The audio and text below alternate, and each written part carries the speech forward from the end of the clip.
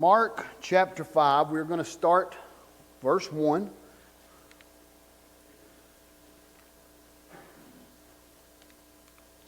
says, they went across the lake to the region of the Gerasenes. When Jesus got out of the boat, a man with an impure spirit came from the tombs to meet him. This man lived in the tombs, and no one could bind him anymore, not even with a chain. For he had often been chained hand and foot, but he tore the chains apart and broke the irons on his feet. No one was strong enough to subdue him. Now that last statement right there is what an English professor would call foreshadowing.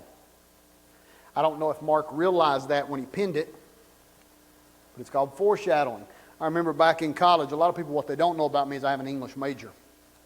I don't let that out a whole lot because the way I talk, it doesn't jive well together. But I have an English major, and I remember being in classes, and the professors would say things like, oh, what the author meant here was this, blah, blah, blah. Or what the author was trying to do here and what they were saying. And I was always going, how do you know? You weren't there. Did you talk to the author? Shakespeare's been dead for how many years, and you're saying you knew what he meant? So this is kind of one of those things. I don't know that Mark knew this was foreshadowing, but that last statement, no one was strong enough to subdue him, that is what we would call foreshadowing of what's getting ready to happen. So let's continue on here, verses 5 and 6. It says, night and day among the tombs, in the hills, he would cry out and cut himself with stones. When he saw Jesus from a distance, he ran and fell on his knees in front of him.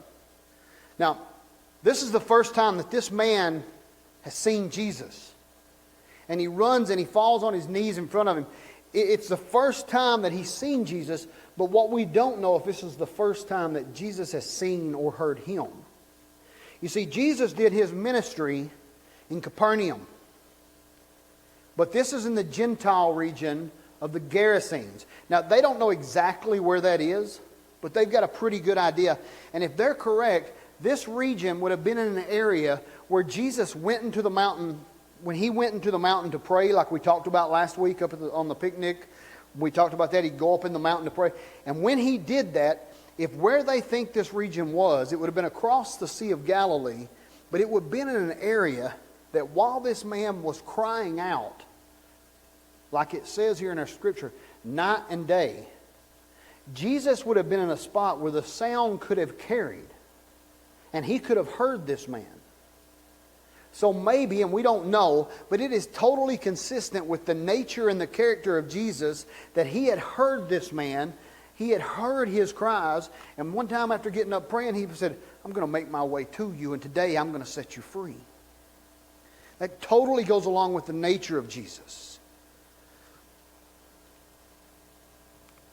So he shouted at the top of his voice, what do you want with me, Jesus, Son of the Most High God?